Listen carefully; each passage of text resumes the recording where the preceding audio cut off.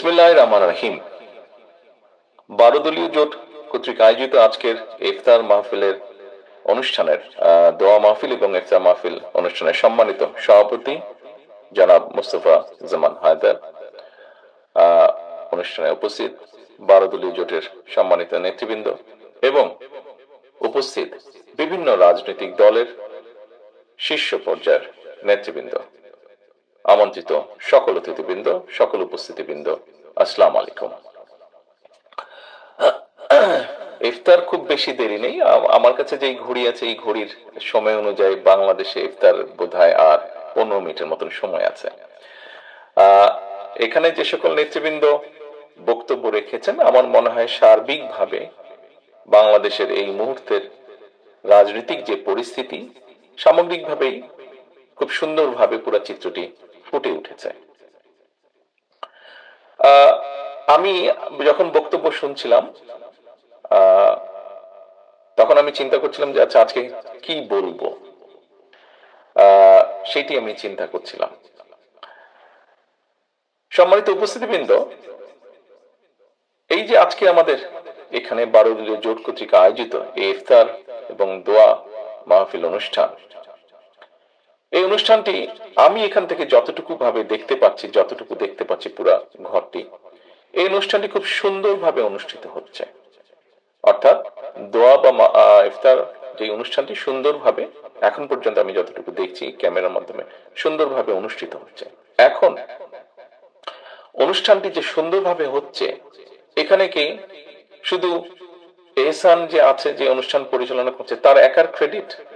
অবশ্যই নয়।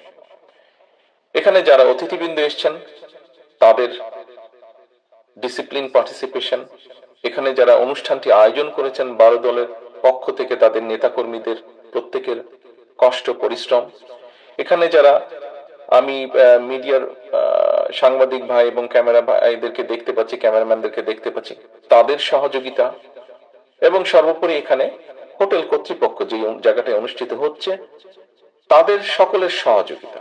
অর্থাৎ দেখুন, অনেকগুলো মানুষের সম্মিলিত সহযোগিতার ফলেই কিন্তু একটি সুন্দর অনুষ্ঠান এখানে অনুষ্ঠিত হচ্ছে। সম্মানিত অতিথিবৃন্দ,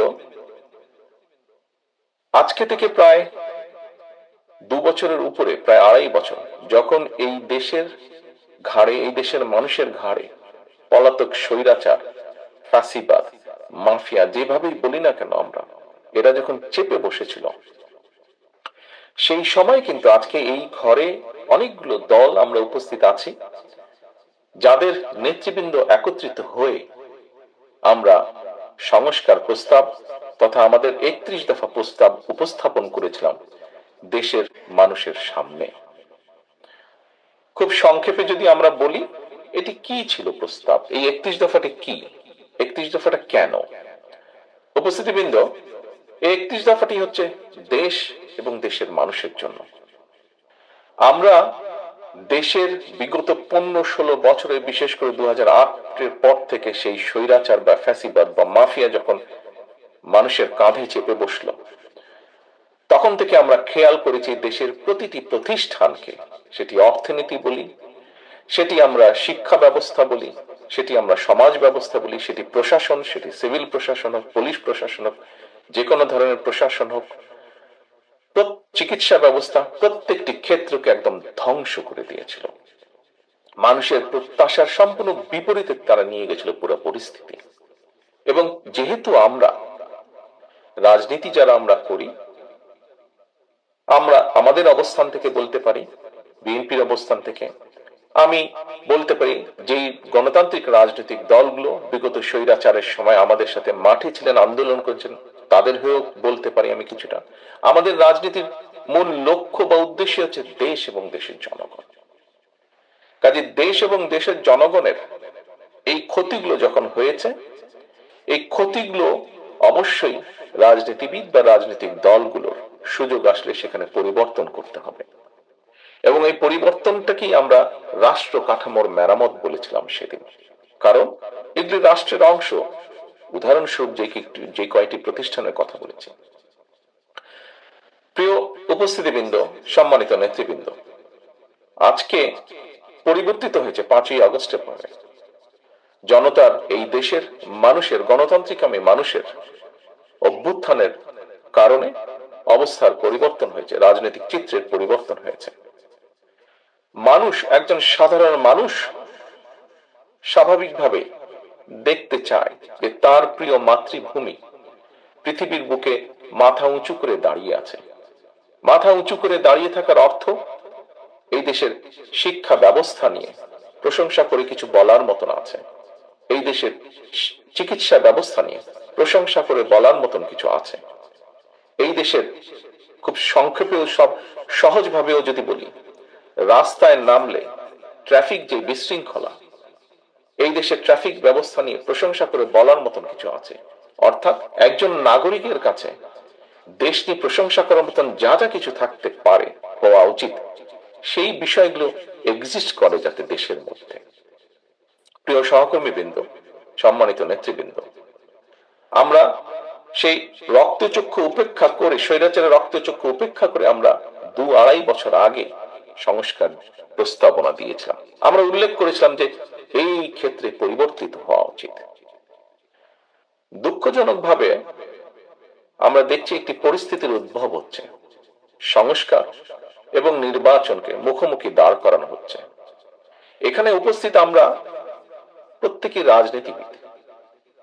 এখানে একজন বক্তা উল্লেখ করে গিয়েছেন, খুব সম্ভবত বোধহয় মান্না ভাই বলেছেন ওনার বক্তব্যে, যে গণতন্ত্র বলতে একজন সাধারণ মানুষের কাছে কি বোঝা যায়। গণতন্ত্র বলতে একজন সাধারণ মানুষের কাছে এক কথায় নির্বাচন, নিরপেক্ষ নির্ভয় ভোট দেওয়ার যে সিস্টেম, সেটিকেই গণতন্ত্র বলি আমরা।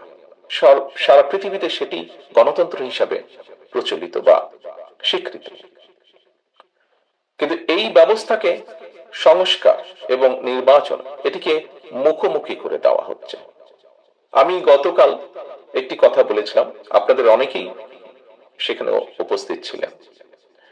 কথাটি হচ্ছে, দেখুন, আমরা সবাই জানি, কেউ কেউ বলছেন যে সংস্কার শেষ হবে তারপরে নির্বাচন হবে। আমি ব্যক্তিগতভাবে বিশ্বাস করি যে সংস্কার যেটা শেষ হয়ে যায় সেটা তো সংস্কার হতে পারে না। এটা একটা কন্টিনিউয়াস প্রসেস, চলমান প্রক্রিয়া সংস্কার। যদি সে কোনো একটি বিষয় শেষ হয়ে যায় সেটি সংস্কার নয়। কাজেই সংস্কার শেষ হয় না, সংস্কার চলমান প্রক্রিয়া। আমরা একটি জায়গায় আসব, একটি জিনিসের ভালো কিছু করব, ভালো পরিবর্তন করব, পরবর্তীতে আরো বেটার কিছু করার চেষ্টা করব। আমাদের শিক্ষা ব্যবস্থায় যেই গাফিলতি আছে, যেই ত্রুটিগুলো আছে, সেগুলোকে আমরা সংস্কার করব, পরিবর্তন করব, এবং দিনের সাথে আরো যখন সামনে এগিয়ে যাব আরো ভালো ব্যবস্থা করব, শিক্ষা ব্যবস্থাকে আরো উন্নত করব। দেশের মানুষের জন্য চিকিৎসা ব্যবস্থা যেটি, সেই চিকিৎসা ব্যবস্থাকে আমরা ভালো করব। পরিবর্তিত পরিস্থিতি সময়ের সাথে যখন আরো এগিয়ে যাবে, সেটিকে আমরা আরো ভালো করার চেষ্টা করব। প্রিয় সম্মানিত উপস্থিতিবৃন্দ, যে উদাহরণটা আমি প্রথমে দিয়েছিলাম, যে এই যে আজকের অনুষ্ঠানটি, আজকের ইফতার এবং দোয়া মাহফিল বারোদল কর্তৃক আয়োজিত, এটি এখন পর্যন্ত খুব সুন্দর একটি সাকসেসফুল অনুষ্ঠান হয়েছে। আজকে আসুন, আমাদের এখানে আমরা যারা আছি, রাজনৈতিক দলগুলোর নেতৃবৃন্দ আমরা উপস্থিত আছি, আমাদের রাজনৈতিক ভিন্ন মত আছে, আদর্শ সবার এক নয়, কিছু কিছু ভিন্নতা আমাদের আছে, কিন্তু একটি জায়গায় আমরা সকলে এক, বাংলাদেশ, বাংলাদেশের মানুষ, গণতন্ত্র। এখানে কিন্তু কোনো বিভেদ নেই, বেসিক বিষয়টিতে আমরা সকলে একত্রিত।